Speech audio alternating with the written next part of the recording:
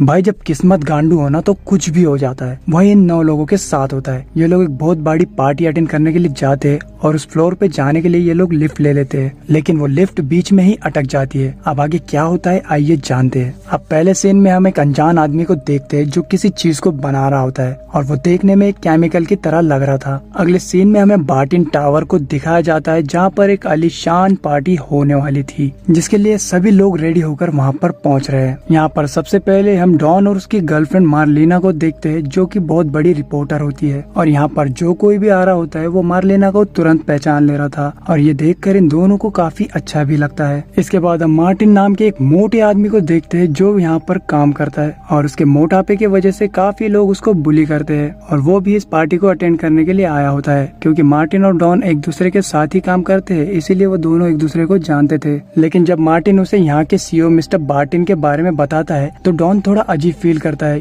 क्योंकि वो पिछले 5 सालों से यहाँ पर काम कर रहा है लेकिन आज तक उसने उन्हें नहीं देखा। होपफुली आज वो उन्हें देख ले। इसके बाद यहाँ पर जॉर्ज नाम का एक आदमी होता है और उसकी आज यहाँ पर परफॉर्मेंस होती है इस पार्टी में क्योंकि वो प्रोफेशन से एक कॉमेडियन होता है। और जब जॉर्ज यहाँ पर आता है तो वो लिफ्ट के अंदर खड़े सिक्योरिटी गार्ड मिस्टर अली का उनके धर्म की वजह से मजाक उड़ाने लगता है और ये देखकर यहाँ के लोग समझ जाते हैं कि वो कितना नीच इंसान है। वहीं वो बाहर खड़े गार्ड से कहता है कि वो लिफ्ट को ज्यादा ना बढ़े क्योंकि उसको भीड़ में सफोकेशन होने लगता है। लेकिन तभी वहाँ पर एक बूढ़ी लेडी आ जाती है जिसको इन्हें लिफ्ट के अंदर लेना पड़ता है। इसके बाद वहाँ पर मिस्टर बार्टन भी आ जाते हैं जो अपने पोती के साथ आए होते हैं जो किसी कंपनी के सीईओ होते हैं और वो भी इस पार्टी को अटेंड करने के लिए आए होते हैं। वेल अब जॉर्ज कहता है कि अब हमें चलना चाहिए क्योंकि इससे ज्यादा लोग अब लिफ्ट के अंदर नहीं आ सकते। तभी गार्ड लिफ्ट का बटन प्रेस कर देता है और इतने में वहाँ पर भागते हुए स्विफ्ट आ जाती है। अब क्योंकि स्विफ्ट प्रेग्नेंट थी तो मजबूरन इन लोगों को स्विफ्ट को भी लिफ्ट के अंदर लेना पड़ता है। अब ये टोटल 9 लोग हो जाते हैं और इससे जॉर्ज को थोड़ा दिक्कत होने लगती है। अब लिफ्ट जब ऊपर बढ़ने लगती है तो जॉर्ज बार बार हिले जा रहा था क्योंकि उसे अच्छा महसूस नहीं हो रहा था। अब जॉर्ज को ऐसे देखकर क्लारा अपने दादाजी से पूछती है कि ये ऐसा क्यों कर रहा है। तब मिस्टर बार्टन बताते हैं कि शायद इसे भीड़ से डर लगता हो इसीलिए वो ऐसा कर रहा है। तब ये देखकर क्लारा यहाँ पर एक शैतानी करती है जिससे जॉर्ज को दिक्कत होने लगती है। वो बार बार लिफ्ट का बटन दबाकर उसे रोके जा रही थी लेकिन ये सारे लोग इस बात से अनजान थे कि क्लारा की ये शैतानी उन्हें कितनी ज्यादा भारी पड़ने वाली है। अब लारा की इस हरकत से जॉर्ज गुस्सा हो जाता है और वो उस पर चिल्लाता भी है लेकिन वो बहुत बड़े आदमी की पोती थी इसीलिए वो उससे ज्यादा कुछ नहीं बोल पाता और सॉरी बोलकर पीछे हट जाता है। तब लिफ्ट चलते हुए अचानक से रुक जाती है। अब मिस्टर बार्टन स्टार्ट का बटन दबाते हैं लेकिन कोई फायदा नहीं होता। तब ये देखकर अली अपने स्टाफ वालों को कॉल करता है लेकिन उसके मोबाइल की बैटरी जा चुकी थी। अब यहाँ पर उन्हें लिफ्ट के कॉल वाले बटन से ही कॉल करना पड़ता है। तब सामने वाला आदमी कहता है कि आपको इतनी लापरवाही नहीं करनी चाहिए थी, कोई लिफ्ट को बार बार रोकता है भला। लेकिन मिस्टर बार्टन के कहने पर वो ज्यादा कुछ नहीं कहता और मदद करने के लिए तैयार हो जाता है। अब काफी देर हो चुकी थी लेकिन वहाँ से कोई भी मदद नहीं आई थी और ये लोग अभी भी लिफ्ट के अंदर ही थे। अब इन लोगों की हालत खराब हो रही थी। यहाँ पर खासकर जॉर्ज की हालत बहुत ज्यादा खराब हो रही थी। वो काफी हिलने लगता है और बहुत ज्यादा परेशान होने लगता है और यहाँ तक कि जॉर्ज का दम भी घुटने लग गया था। तब लीना उसे पानी पीने के लिए देती है और अब वो थोड़ा अच्छा महसूस करने लगता है। अब इनके पास करने के लिए कुछ भी नहीं था। तब यहाँ पर मार्टिन अपने सीईओ से बात करने लगता है और वो अपने सीईओ से कहता है कि शायद आज के पार्टी में आप रिटायरमेंट ले लो। तब मिस्टर बार्टन कहते हैं कि हाँ शायद मैं आज के पार्टी में रिटायरमेंट ले लूंगा क्योंकि अब मैं कुछ टाइम अपने फैमिली के साथ बिताना चाहता हूँ। तब वो बूढ़ी लेडी जिसका नाम जेन है वो अजीब तरीके से कहने लगती है कि जिसके पास $75 मिलियन हो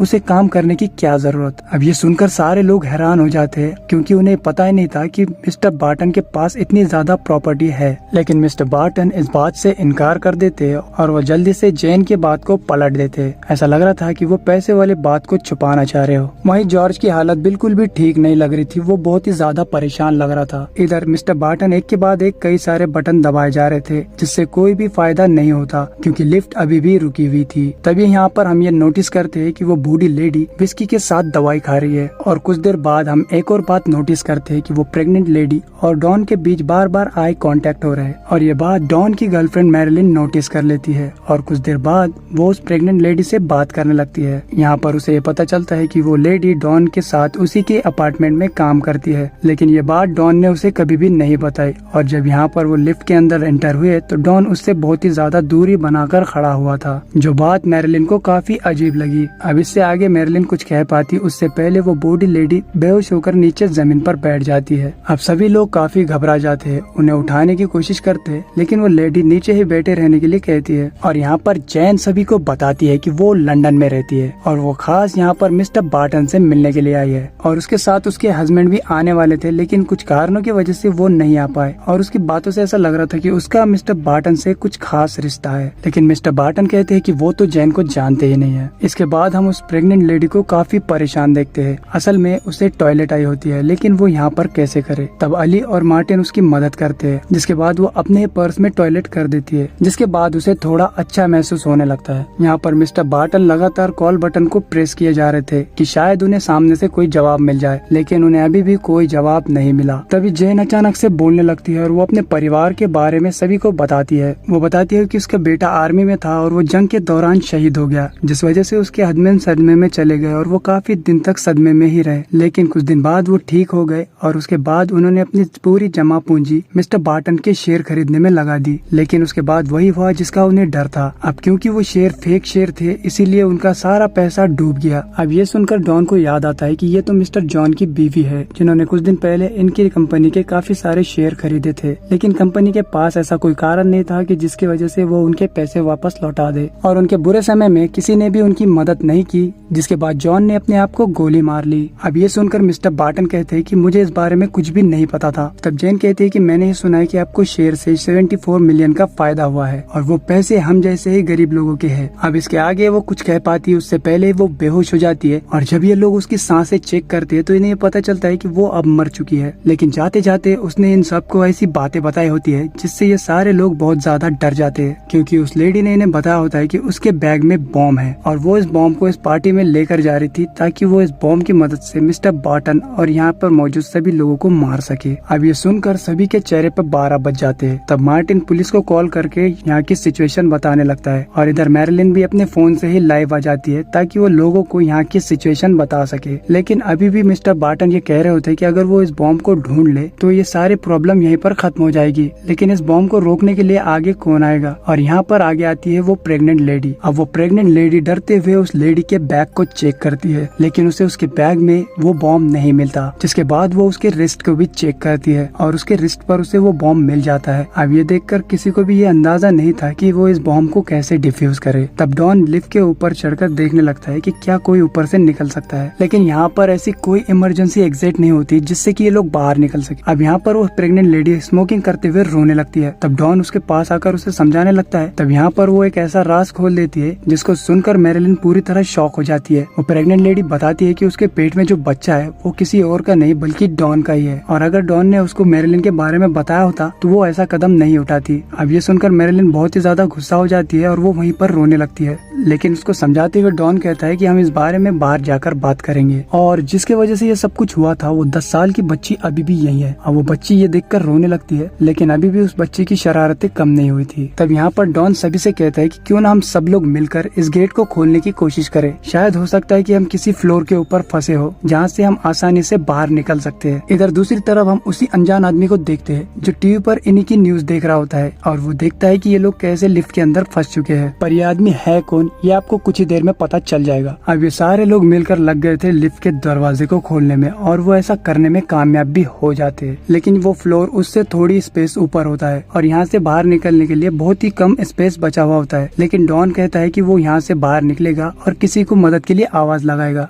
तभी डॉन को वहाँ पर एक लकड़ी मिलती है जिसकी मदद से वो बाहर का बटन दबाने की कोशिश कर रहा था, और जब वो ऐसा कर रहा होता है तब ये जानते हुए कि डॉन ऊपर फंसा हुआ है वो छोटी बच्ची बार बार लिफ्ट के बटन दबाए जा रही थी और इसी वजह से लिफ्ट एक फ्लोर नीचे चला जाता है। अब इसमें डॉन तो नीचे आ जाता है लेकिन उसका हाथ ऊपर ही रह जाता है, जिसकी वजह से पूरे लिफ्ट में खून ही खून फैल जाता है और डॉन पूरी तरह जख्मी हो जाता है। अब ये देखकर सारे लोग बहुत ही ज्यादा घबरा जाते हैं। अब ये सिचुएशन देखकर और ये माहौल देखकर सभी को ये पता चल गया था कि यहाँ से बाहर निकलना इतना आसान नहीं है। तब यहाँ पर मार्टिन पुलिस को कॉल करता है और वो उनसे कहता है कि आप यहाँ पर आकर हमें बचाते क्यों नहीं, जहाँ पर एक बूढ़ी लेडी मर चुकी है और एक आदमी बुरी तरह जख्मी है। तभी मार्टिन को अपने मोबाइल पे एक नोटिफिकेशन आता है और जब वो उस वीडियो को देखता है तो उसे वहाँ पर वही अनजान आदमी दिखाई देता है जिसको पुलिस ने पकड़ लिया था। मतलब कि उस आदमी ने पुलिस के सामने सरेंडर कर दिया था और ये आदमी वही होता है जिसने जैन को वो बॉम्ब बना कर दिया था और इसी आदमी को हमने मूवी के शुरुआत में देखा था। तब यहाँ पर पुलिस उस आदमी से पूछते है कि वो किस तरीके का बॉम्ब है। तब वो आदमी बताता है कि वो एक टाइमर बॉम्ब है जिसके फटने में अब सिर्फ 9 मिनट बाकी है और 9 मिनट बाद वो बॉम्ब फट जाएगा और वहाँ पर मौजूद सारे लोग मर जाएंगे। अब ये बात सुनकर लिफ्ट में मौजूद उन 8 लोगों के पसीने छूट जाते हैं और वो लोग ये समझ जाते हैं कि अब वो लोग नहीं बचेंगे क्योंकि यहाँ से निकलने का उनके पास कोई भी रास्ता नहीं है। तब वापस से यहाँ पर अली सबसे कहता है कि क्यों ना हम एक बार फिर से इस लिफ्ट को खोलने की कोशिश करें। हो सकता है शायद इस बार ये लिफ्ट एक लॉबी के सामने हो और एक बार फिर से ये सारे लोग मिलकर इस लिफ्ट को खोलने की कोशिश करते हैं, लेकिन इनकी ये कोशिश भी नाकामयाब हो जाती है क्योंकि इस बार इस लिफ्ट के सामने एक दीवार होती है। अब इसके बाद मार्टिन बहुत ही ज्यादा गुस्सा होते हुए मिस्टर गार्टन से कहता है कि ये सब कुछ आपकी वजह से हो रहा है, क्योंकि अगर आप अपने स्टाफ को वो नकली शेर बेचने के लिए नहीं कहते तो जॉन वो शेर नहीं खरीदता